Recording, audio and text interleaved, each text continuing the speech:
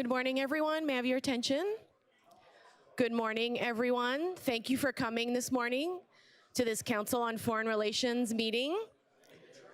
Good morning, everyone. May I have your attention, please? The speakers are ready to come in, but I just need everybody to keep quiet for a second. If you could please check your electronic devices and please put them on silence mode so we don't have any interruptions. A reminder that this morning's discussion is on the record. And during the Q&A session, if you'd like to ask a question, please raise your hand. If you're called on by our presider, Sebastian Malaby, please stand, wait for one of these microphones, introduce yourself, and ask your question. I hope you enjoy the discussion. Thank you, everyone.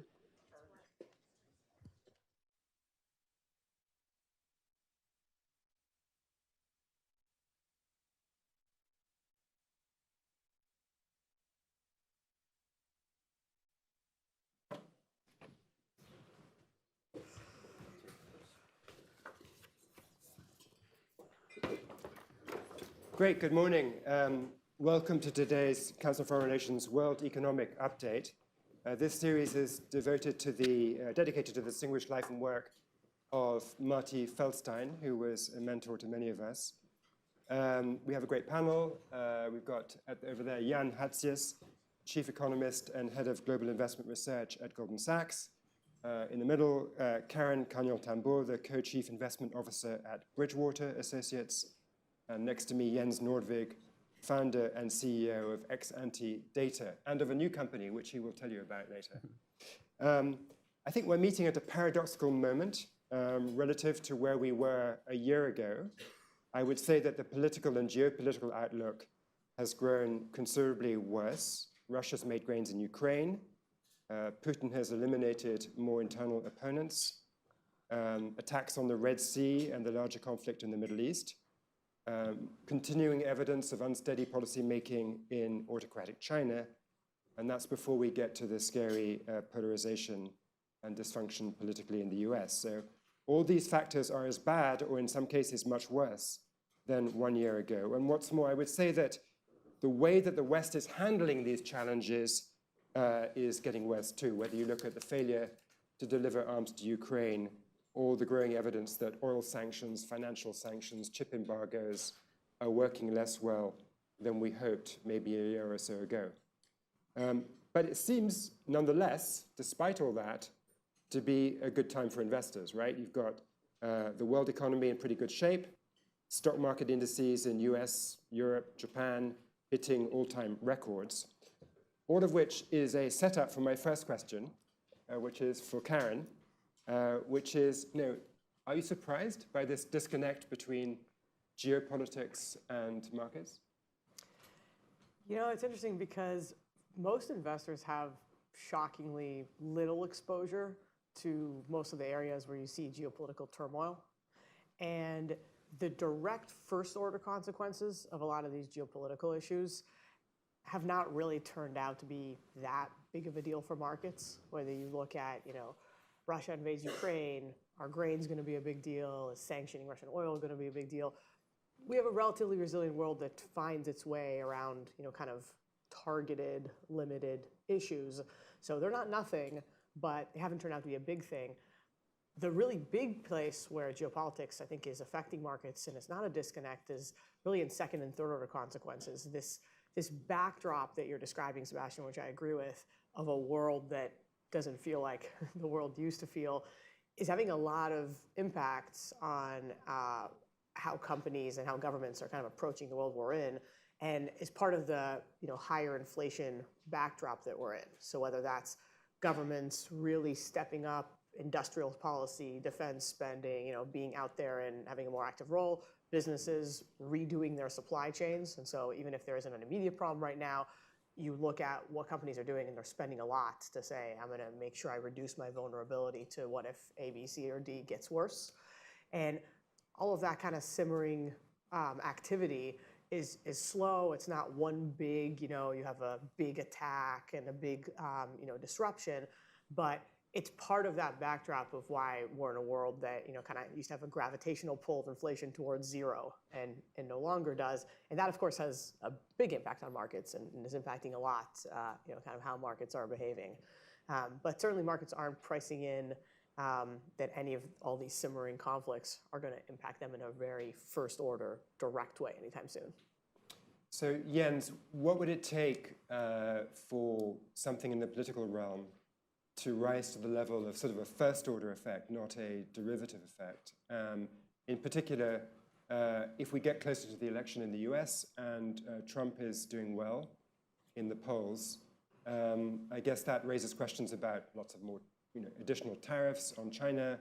The Europeans will have to find money to spend on defense if they get worried that the NATO umbrella, the Article 5 guarantee is diluted. How would you see politics really breaking through into the market outlook?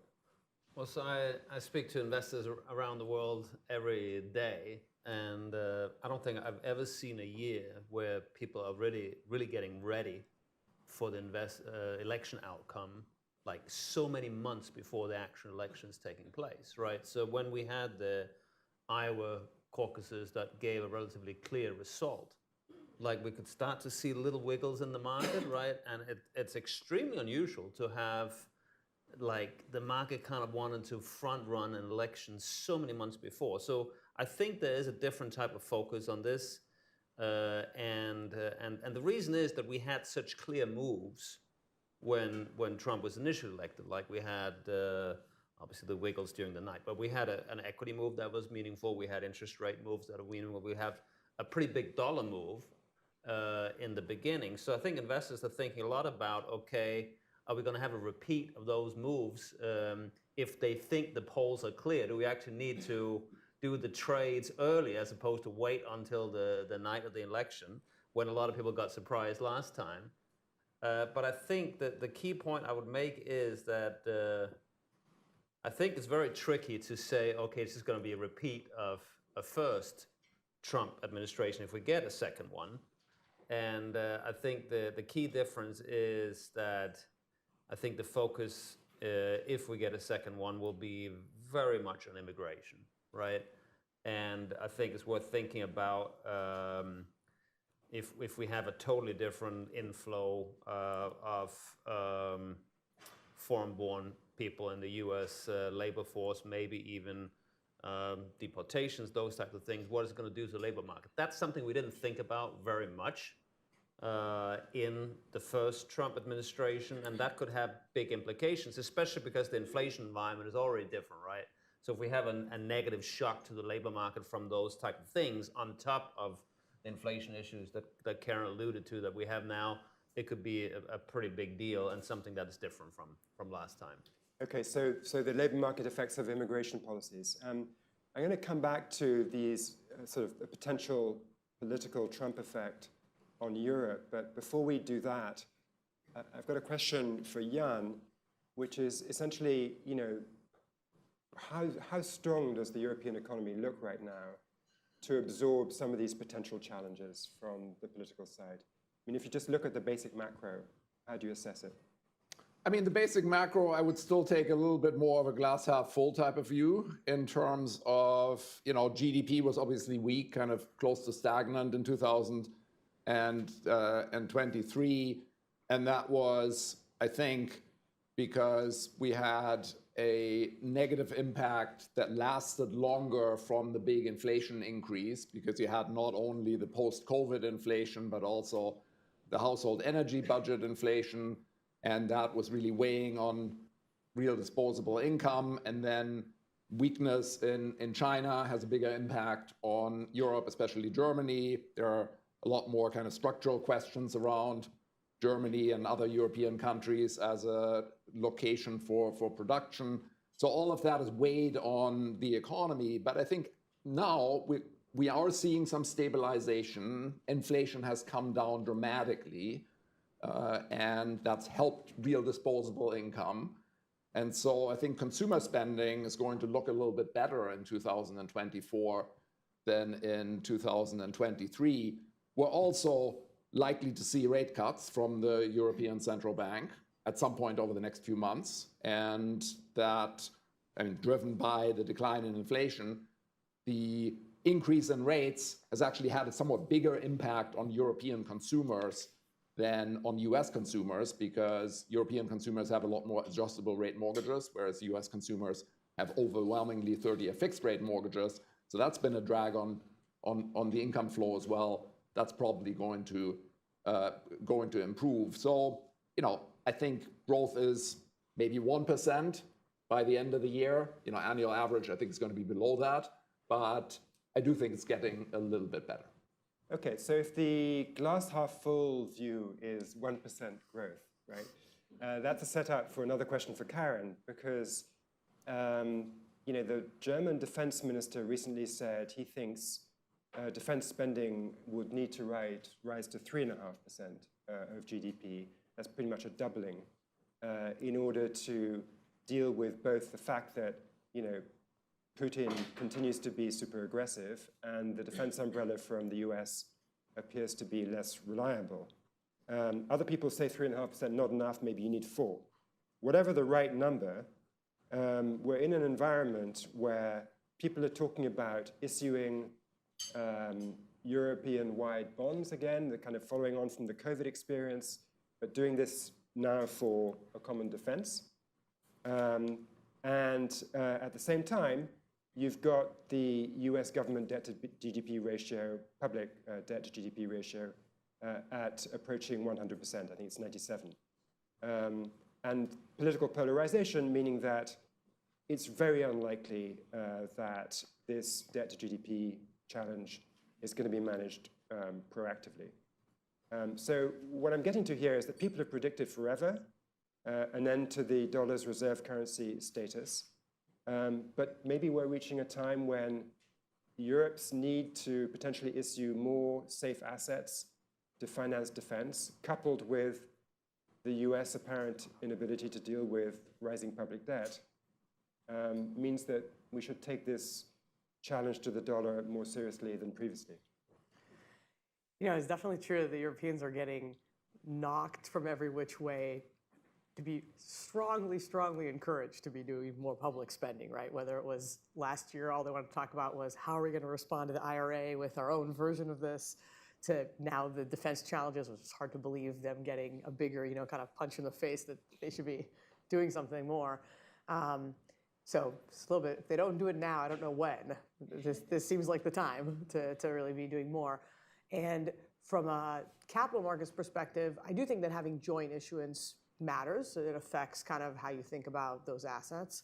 But I don't think we're anywhere close to having a real challenge to the dollar. If you sort of look at, the first thing is that pre-financial crisis, the big people that really mattered in global capital flows and all that were the reserve managers, the fact that China and OPEC and whatnot were accumulating reserves. And so their decision to hold so much in US Treasuries was the most significant decision, and what a big driver that really pushed down interest rates and created all the excess mortgage borrowing that happened here. We're really not in that world today. There isn't really a lot of reserve accumulation happening.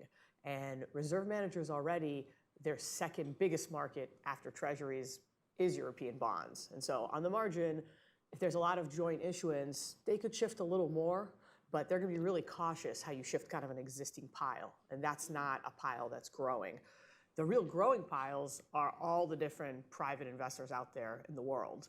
And for those people, they look around the world, they just don't have a lot of choices that are not US dollar choices, right? So in the debt markets, they already have a little more competition with European bonds. On the margin, it's going to make it a little more attractive, but you really can't invest in debt without buying treasuries. It's just the single biggest, liquid, you can't possibly take it out.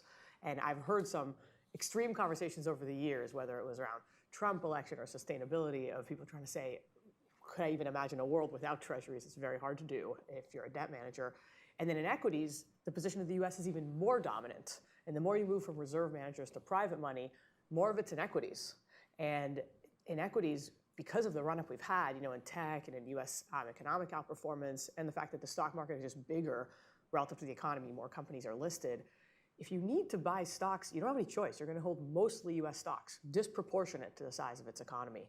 And so I think the US almost has a form of like a Dutch disease, in the sense that people who need to save, it doesn't really matter if they like the US or don't like the US. Just like you may not love Saudi Arabia, you're going to buy oil and they make it.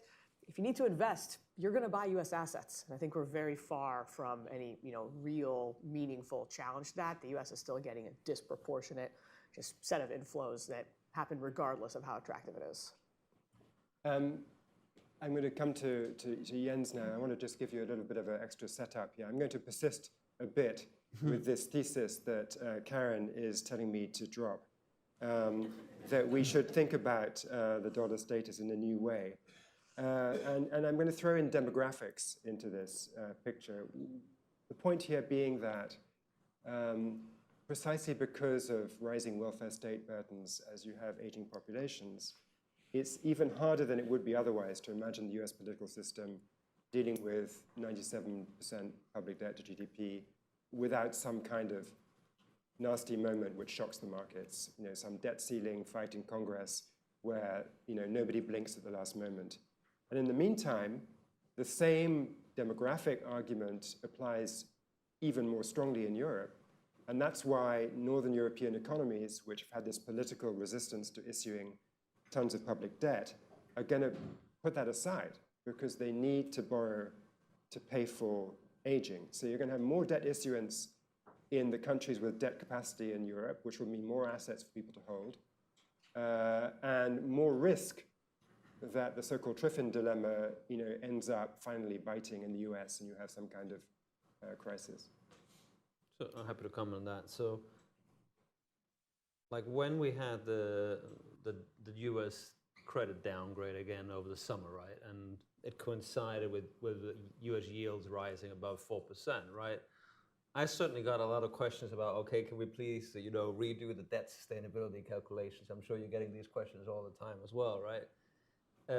And we can do those debt sustainability calculations, and you can certainly come up with some scenarios where things look very concerning and so forth. But I think for the next couple of years, I think the counter argument is related to the point that Karen made, right? That we've had a number of years where portfolio managers have been incredibly focused on big equity exposures, right? Lots of portfolios have massive equity exposure, right?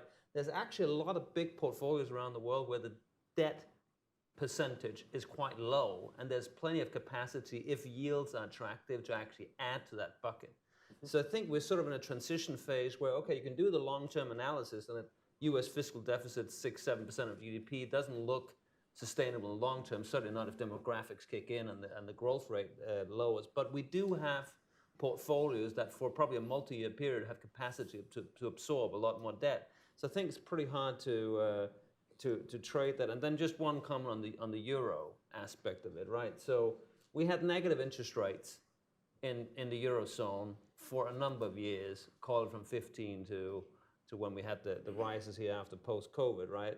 And the one thing I thought was interesting when we went from negative to 4%, it was very hard to see that reserve managers actually added to their euro exposure, right? We have IMF data that shows the share that central bank managers had in the euro, and it got down to 20, right? And it has stabilized around there. So they're not that sensitive to these things. They're kind of deciding what to do with these reserve portfolios, perhaps on longer term parameters. So it's hard for me to see them sort of get very excited about something that to them would be more tactical, probably. The other thing I'd add to this is that if you look at the US deficit, the federal deficit, significantly larger as a share of GDP than 5 years ago, the flip side of that has been a big increase in the private sector surplus. So it's not being financed from abroad, but I think it sort of speaks to the idea that there is, elasticity relative to increases in yield, and there is a decent amount of capacity for investment there. That's not going to, last forever, but I think at the moment it is kind of helping finance relatively smoothly.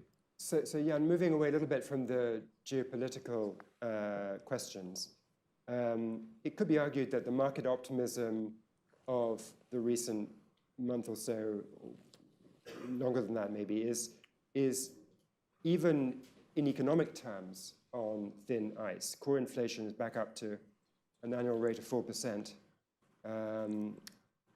Some people say that the economy's strength is such that you would expect inflation to be breaking out, even if there hadn't been the COVID surge and de-anchoring.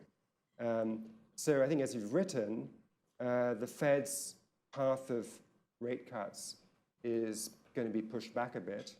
But I don't think you believe this will impact markets. Talk us through that.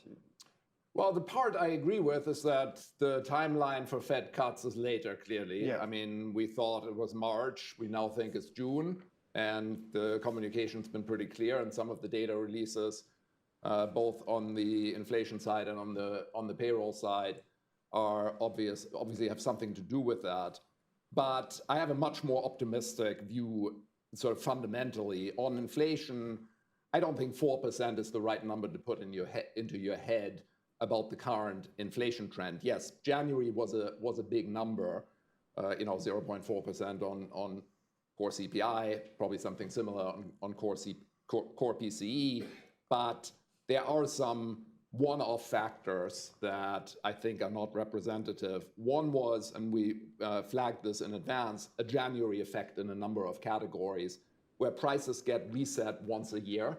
And in an environment where inflation is still higher and there's been some pent-up demand for price increases in areas like healthcare, for example, that resulted in big increases that were not adjusted out by seasonal adjustment. And number two, you have this weird increase in owner's equivalent rent, which is my least favorite category of the inflation indices. It's a price that nobody pays. It accounts for 34% of the core CPI, 13% of core PCE, still pretty big. And that is very likely to come down dramatically. So if you look at the 3, 6, or 12-month rates of core PCE inflation, even with an estimate for where January is going to be, those are all between 2 and 3%. And I think that's a more reasonable estimate of where the trend is. Also, as far as the labor market's concerned, yes, we had a very big payroll number once again in January. Again, there are some seasonal issues around that. But the unemployment rate's been between 3.5% and 4% for the last 2 years, at or slightly above where it was pre-pandemic in February 2020. The jobs workers gap has continued to come in. Job openings have continued to come down. The quits rate is back actually slightly below where it was prior to the pandemic. So I think the labor market's been rebalancing. Even in this strong growth environment, we've been rebalancing the labor market. The inflation trend has come down significantly. I don't put much weight on the January number. So with all of that, the path to rate cuts, given what Fed officials have said, if we're moving towards 2%, we will cut rates. The path to rate cuts, I think, is still there. The timing, there is going to be an impact on markets from changes in the timing, certainly on the rates market. We've seen a meaningful impact on the rates market. I think on the equity market and risk markets more broadly, if the timing's a little bit later rather than a little bit earlier in a decent growth environment, I don't think that's dramatic. Now, if this disinflation thesis had to be thrown out, if what I just said for the last several minutes turned out to be wrong, then of course that would be a much bigger threat to markets, but that's not my expectation.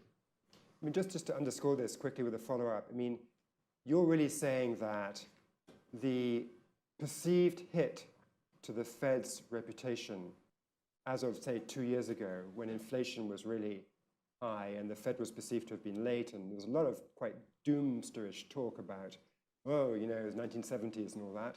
You think basically that cloud is gone, that the credibility is back, the trend in inflation is down, it's Goldilocks outlook. I mean, I'm not disagreeing, I'm just saying it's remarkable. Yeah, I mean, I never agreed with the talk about how the Fed had completely lost its credibility. And I think even if you looked at the time at market measures of credibility, for example, around long-term inflation expectations, they were very anchored. So markets never bought into the idea that the Fed has completely lost the kind of anti-inflationary plot. But there were some doubts. There was obviously a lot of criticism. Short-term inflation expectations were higher. Yeah, now all those things look much more unambiguously encouraging, I'd say. Karen, let's switch to China. Sentiment has grown extremely negative, probably for pretty good reasons: property bust, negative demographics, incipient deflation.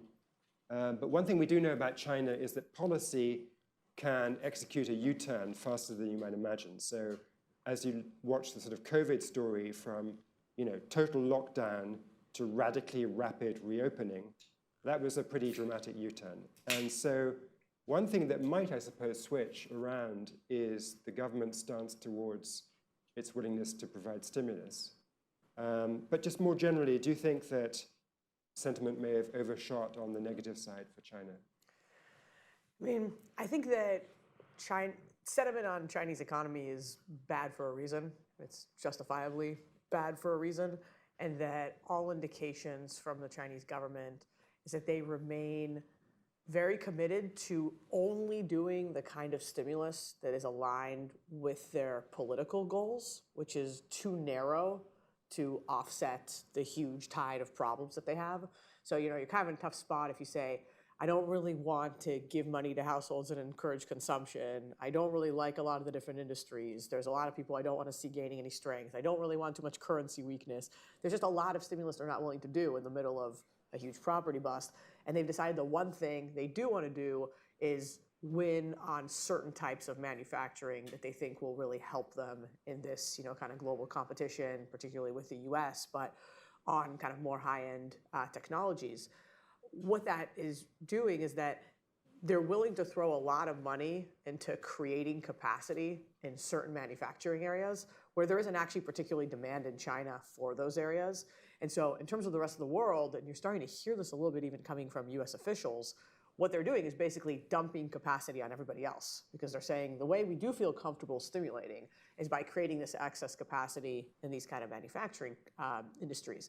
Now, basically for many years, when China was stimulating, through the roof, and like you're saying, Chinese policymakers proved they could get whatever they want done, they did it in a way that the overcapacity they created was internal and really couldn't be exported. So it doesn't matter for the rest of the world if they create lots of buildings no one's ever in and lots of roads to nowhere. It doesn't affect any of us. If anything, it's actually inflationary for the rest of us because they're using all these raw materials, so they drive up the price of raw materials. But all the deflationary excess is kind of stuck in China. Now they're dealing with being stuck with all that deflationary excess, and the new extra capacity they're building actually can be exported. So if you're Europe, you're showing up and are being bombarded with cheap EVs and solar and all these things that the Chinese are willing to throw money at. They don't care if there's any demand for it. That's actually deflation finally being exported to the rest of the world, and it matters from that perspective. The last thing I'll say about just how negative sentiment is that it's a little hard to read sentiment on China, because if you look at their assets, you're not just getting a true view of sentiment on China, right? People's view on holding Chinese assets is highly, highly colored by worrying about political interference, both from Beijing and from Washington, and not letting them hold those assets. And so if you look at what kind of risk premium is built into like Chinese stocks, it's probably way more than what people actually think is going to happen in that economy. It's much more colored by a view of, even if Chinese growth is great, is anyone going to let me make any money holding a stock in China?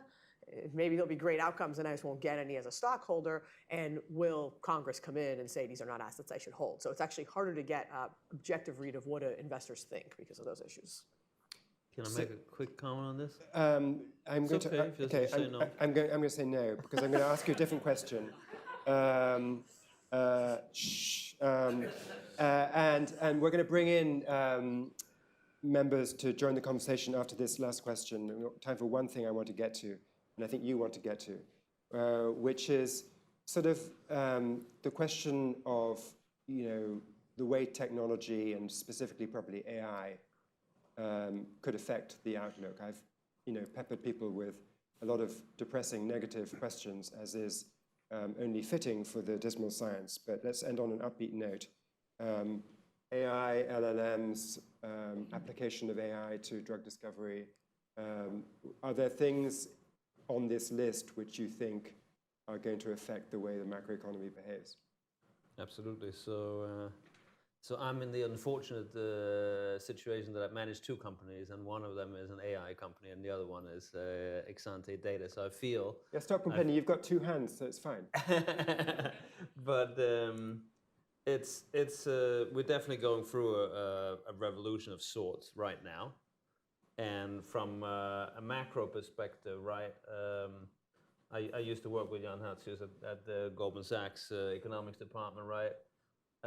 there's one thing I'm doing now that I've never done when we work together. That is like when a company reports their earnings, i.e. Nvidia, I actually think it's relevant for the macroeconomy, like how big those data center numbers are, right? Because like the data center line item in their earnings, which is almost entirely AI compute, right, is now so big that if you scale those numbers up with those companies that invest in those compute, they also have to invest in staff to actually direct that research.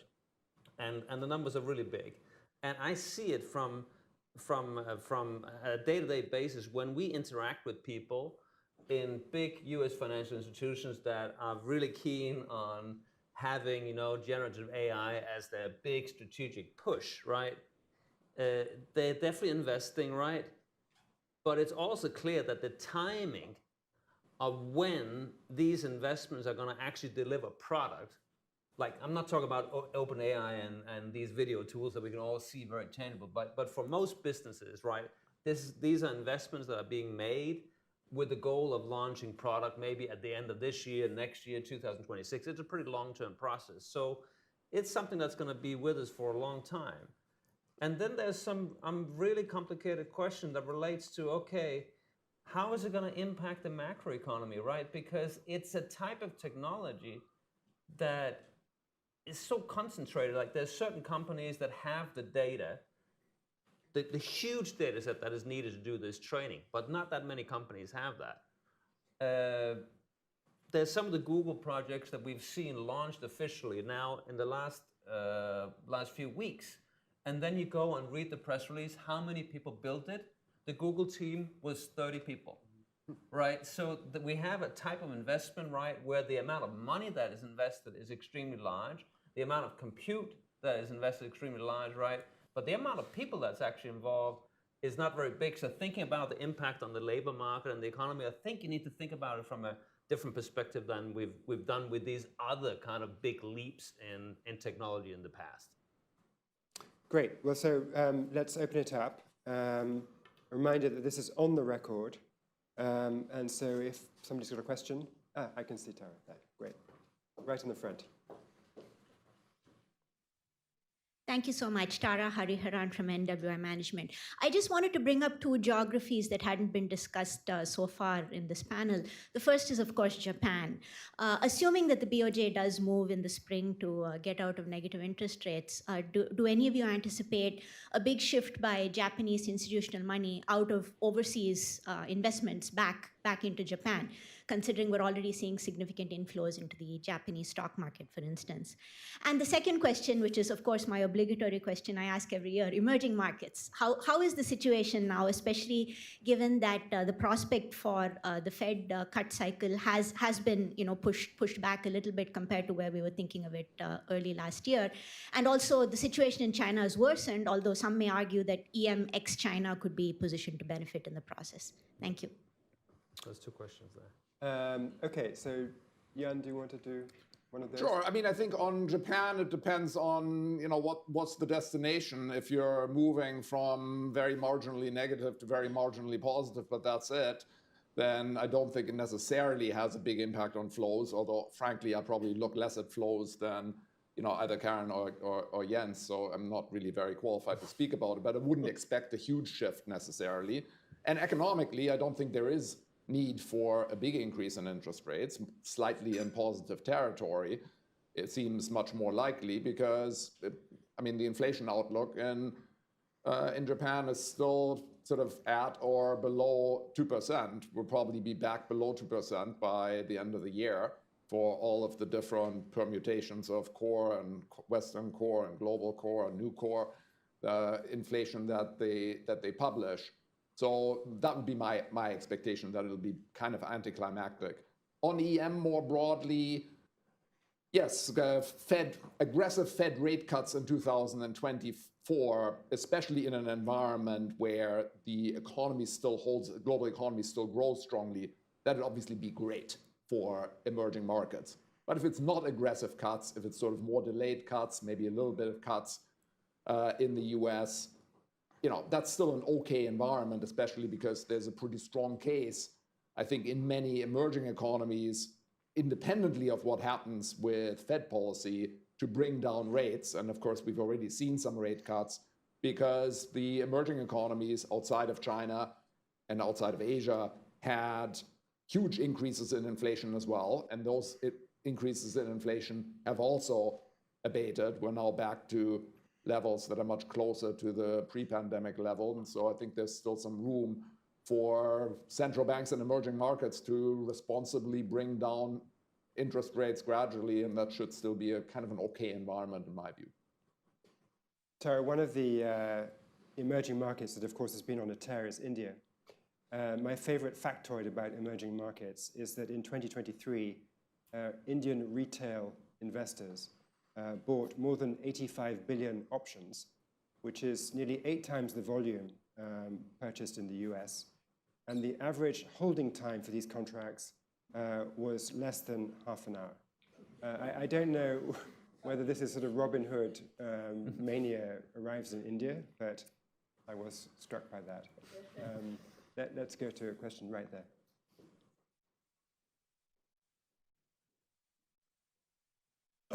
The panel has all said Could you identify yourself, sorry? Mark Rosen from Advection Growth Capital. The panel, you've all said that in the short term, US debt and deficits does not seem to be any kind of problem. But for investors that are looking longer term over the next decade or so, is 7% debt deficits per year, debt rising, is that likely to be a problem in the longer term in the next 5 to 10 years? Or is it an issue that really we shouldn't worry about? Japan has gone to 250% debt to GDP or whatever it is.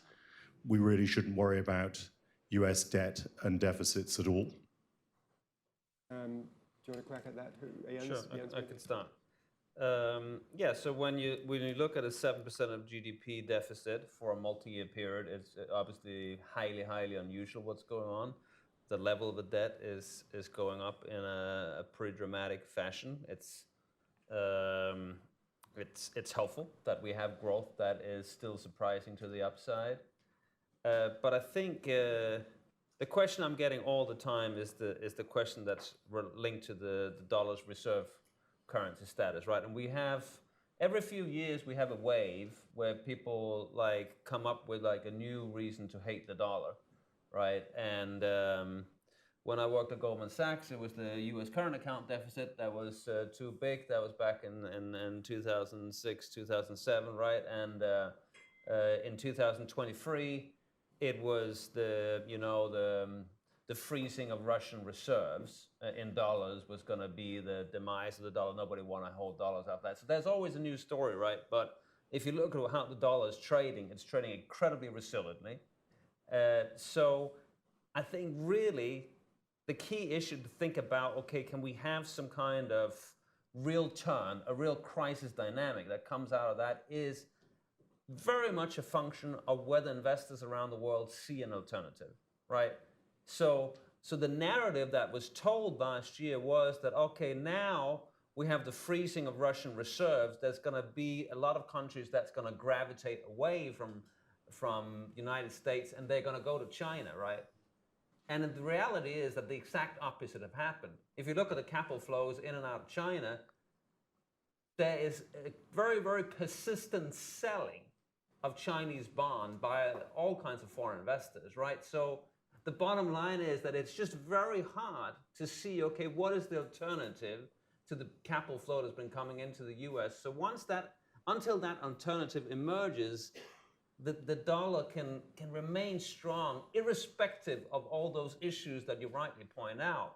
And it's going to delay when there's any kind of real fallout from that. And I think that's still the environment we're in. Just to add on this topic, I think that you do have a structural shift to needing structurally higher interest rates in the US.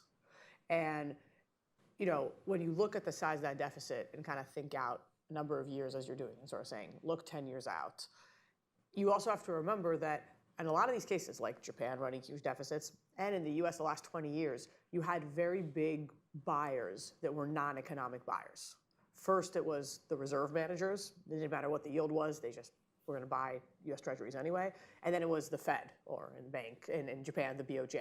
So these are very, very large buyers that are kind of structurally there regardless of the interest rate, and created a world where the interest rate could be lower than what it otherwise would be because they're just going to keep pushing it. I don't really see a path where in the next 10 years we get a large non-economic buyer. And so the things you're balancing is, well, there's a lot of borrowing.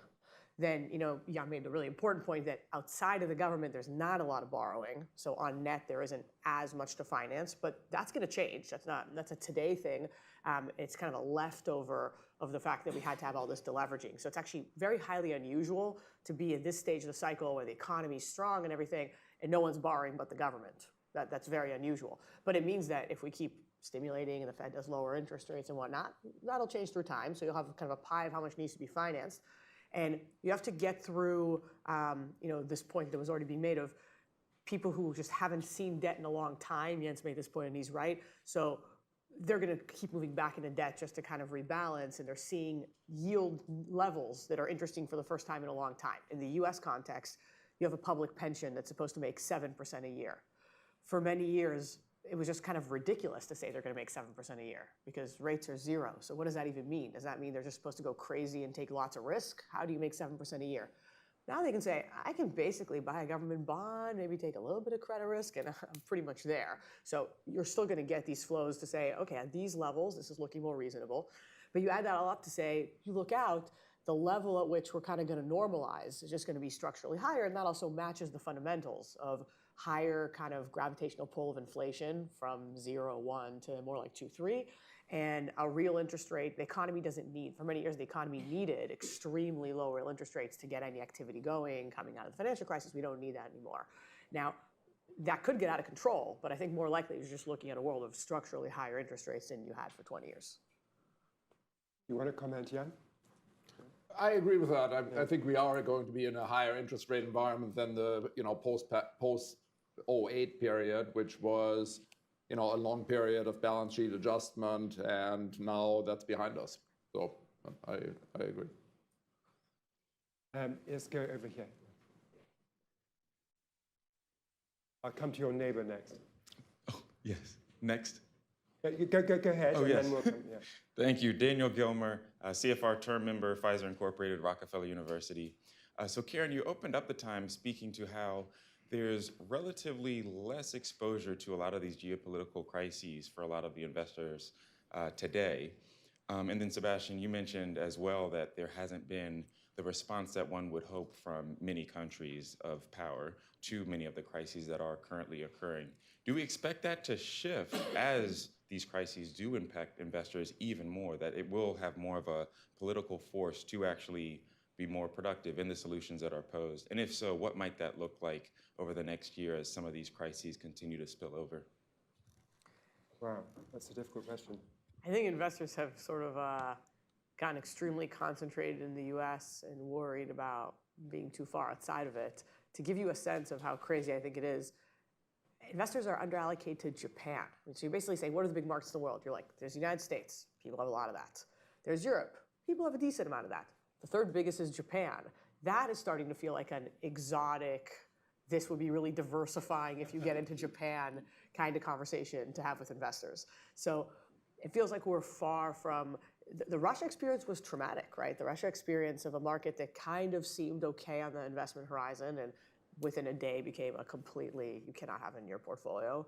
And the shutting off of China increasingly, even though it hasn't been done as formally as Russia, means that actually the investment universe has shrunk in a way that there's more nervousness.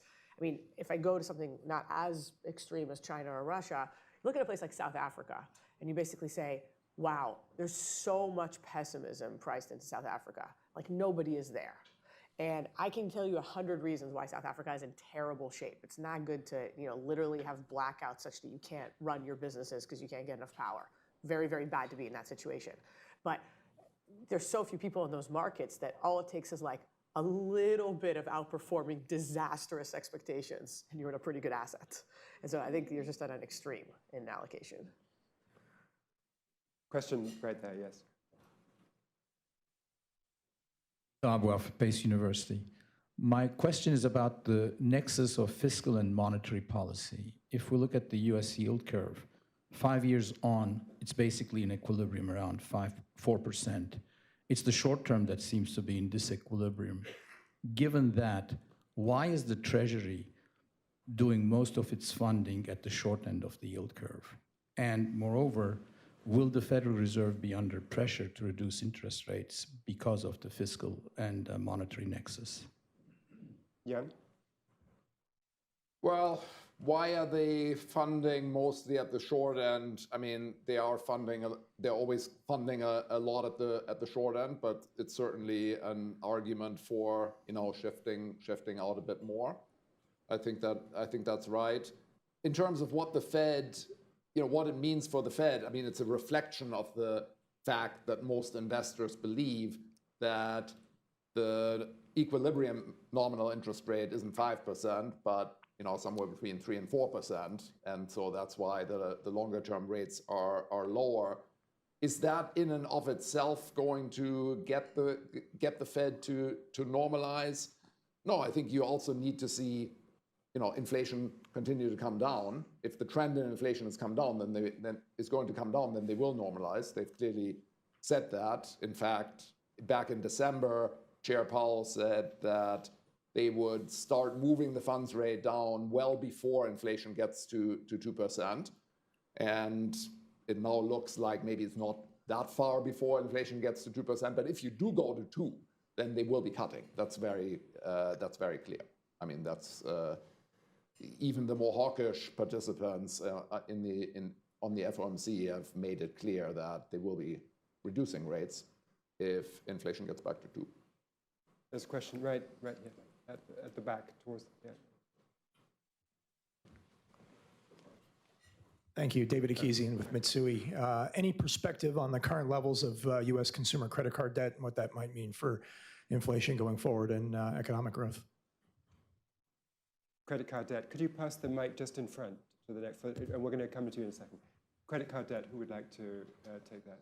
I mean, it grew a lot about a year ago, a year to a year and a half ago. There was a sort of surge in credit card debt. It actually hasn't moved very much. I think a lot of people have pointed to deterioration in some of the credit quality measures, especially towards the bottom end of the income spectrum in credit cards and auto loans. And there clearly has been significant deterioration over the last year or two. It's important to keep in mind, though, that this is coming from really exceptionally low levels. I mean, we had such low levels of delinquencies and charge-offs in this post-pandemic, very cash flush environment where households had much bigger checking accounts, including below average income households, that what we've seen so far, I think, has been a normalization. And at least what's going to happen going forward is going to depend on what happens to the economy more broadly. But I can tell you that under our forecast, things kind of stabilize at these more pre-pandemic levels that are much higher than a couple of years ago, but not high in an absolute sense. My name is Andrew Gumluck. I wanted to go back to the dollar. It kind of reminds me of one of my favorite movies of Peter Sellers, Dr. Strangelove, How I Stopped Worrying and Learned to Love the Dollar. But Karen, to your fascinating point on the idea of U.S. having Dutch disease from a portfolio allocation perspective, in the short term, the structural reasons for higher rates, to what extent can they be offset by productivity gains that have been anemic to date, but may prove to be higher with AI? That's the short term. But in the longer term, the U.S. is, say, 50 trillion equity markets out of 100 trillion worldwide market, 65% weighting in the MSCI world. The world that you're making me think of, because markets tend to be natural monopolies, right? If you fast forward 10 years and you have a 200 trillion worldwide equity market, why can't the US be 80% of that? What is the natural breakage on the maximum weight of the US? Higher capital returns, better treatment of money, better liquidity, et cetera. How do you think about that longer term? On the productivity question, it's a major wild card and something that a lot of people are trying to figure out, including myself. So far, there's not a lot of signs this is going to happen super quickly, but it could surprise us all. I've been really digging into where has AI actually already increased productivity. And so you look at things like, computer programmers, right? Like software developers are clearly multiple times more productive, or what's happening in anything that's customer service like. And it's big. It's really big in those industries, but it's just drowned out by the shape of the whole economy. There was probably more or less unlimited demand for software developers ahead of this, and so you've kind of increased productivity in this little area that just had kind of unlimited demand. And what's happening in like more customer service, it's as big as when you shifted lots of jobs to India, X years ago, but those jobs today compete with hotels and hospitality and restaurants, and so you're not yet seeing any kind of macro impact because it's happening gradually. My best guess is this productivity thing, it's going to be just like the last round of this, where we exported a lot of jobs abroad in manufacturing and got more productive in manufacturing, and over a multi, 2-ish decade period, took about 10% of the US workforce and replaced it. And over a long period, we could say that was a really big deal, and it certainly affected our politics a lot, but very slow effect on markets, kind of barely showed up in the macro stats. My guess is you're about to go through a repeat of that with AI. Maybe it'll be 20% of the workforce and not 10. So we're going to look back in 20 years and say, that was a huge deal and a big deal politically, and you displaced a labor force, but it may not be a big kind of macroeconomic event in quite the same way. And on the second question, I don't know, there may not be that much of a natural limit. If you kind of look at attributing why has the US stock market outperformed so much, it really is not one thing. It really is, they do a better job returning to shareholders, they're doing a better job capturing market share, they're doing a better job with margins. It's not only in one sector, it's not only tech. There's a lot going on. One of the fastest ways that ARB could close, and you're seeing a little bit of this, is there is a degree to which, because people just put money in the US and that's the index, companies are starting to realize, wait a minute, if I listed the exact same company in the US, I think I would command a higher valuation. That doesn't really make sense, right? That really shouldn't be happening. So companies are starting to say, maybe I'll just list in the US, even if I'm not even a US company, because I'll just get a higher valuation. So there's a world where, when people put money into the US, they're increasingly not putting it into US companies because that's just where people want to list. But it could have room to run. These things do tend to reverse somewhat. That said, back to the dollar point, even in a world where the US is not the best equity performer in the next 10 years, because it really might not be, for the simple reason that all that outperformance is now in the price, and so expectations are high. Like, I think that US companies are going to have better earnings than most of their counterparts, but that's very much in the price already, so valuation is still better outside the US. That still would be a very gradual rebalance with most of the new money still coming into the US, because as you're saying, they're starting out 2/3 of MSCI World, and you cut out everything people don't do anyway, like tiny countries, 3/4 of the money. Yes, right here. In the front. Yes, coming up. Thanks very much. Chris Turner at Warburg Pincus. Related question. Performance in major developed markets, equities, very good. Strangely, though, there's kind of a depression in the IPO markets, the ability of young, smaller companies to create capital in the equity markets. There's corporate spin-offs and things like that, but it seems to be a paucity of the ability of newer companies to find capital in the equity markets. However, Karen, as you reflected, there's an abundance of private capital. Is that the answer? Is that the offset? Or are any of you concerned about that, at least to me, kind of apparent dysfunction a little bit in the structure of developed market equities? I think this is about the pace at which public and private valuations are catching up to one another. There's still a lot of private money that went into deals that, despite the US good stock market performance, still look too rich relative to the prices they were done at. So there's not a lot of enthusiasm to go acknowledge those losses.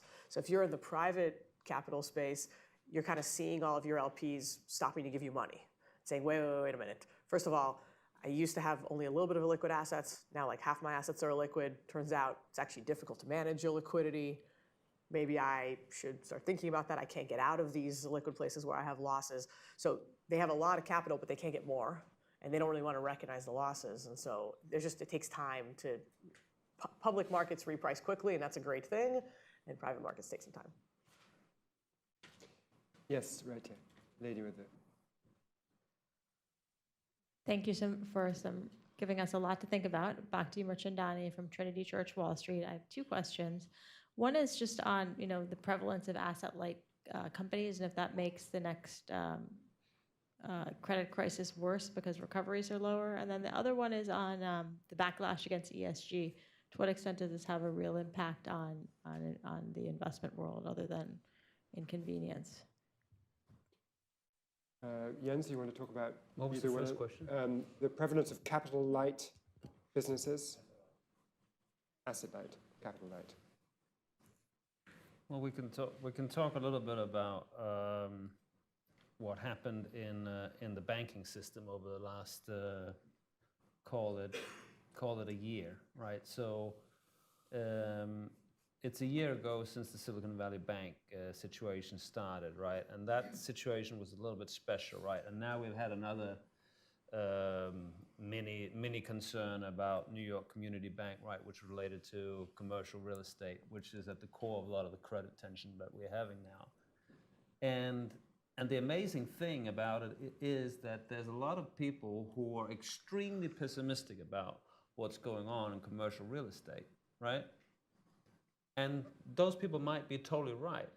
But nevertheless, if you see how deposit flows and so forth are behaving, like we literally can't see any instability in deposits anymore, right? So people have gotten comfortable that the banks are able to handle these losses and, equity investors will take the losses and so forth. So the banking system and all the data we track in the banking system really doesn't point to any kind of, acute tension, right? So those losses are going to be written off on a long term. So I think obviously for credit investors, it's really important how you think about those exposures. But from an overall macro perspective, it would be pretty surprising to me if this is something that's going to create a big shock in the near term, drive the Fed and these type of things. What was the second question, sorry? ESG, the backlash against ESG. Anyone want to talk about that? Yeah, happy to. I mean, I think the biggest thing that's happened is that you have less capital that is kind of committed to funding pro-ESG assets at any price because of directives, kind of from the top. You still have a lot of capital that has some degree of ESG thinking embedded into it because a lot of that's kind of gotten written into governance, but there's a lot more discipline around at what price and whatnot.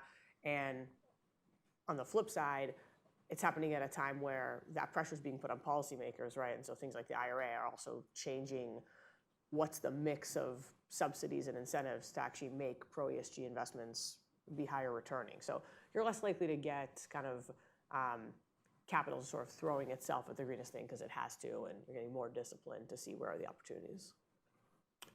Final question, I think you had one. Right. Yes.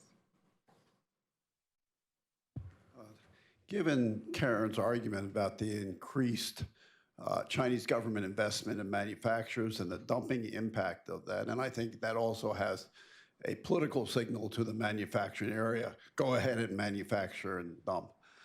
Is that an argument or is it not an argument for a strong, high tariff policy with respect to China in the United States and in Europe? Definitely. Definitely. Yeah. I think the that's going to be Europeans the impact, yeah. I mean, in Europe, very likely. Yes. And in the US, I think it depends. Obviously, a lot depends on the outcome of the election. But yes. Well, that was an easy last question. Yeah. Unanimity. You united us all. Thank you very much. You're a united, not a divider. Thank you for joining today's meeting. Thank you to Karen, Jens, and Jan.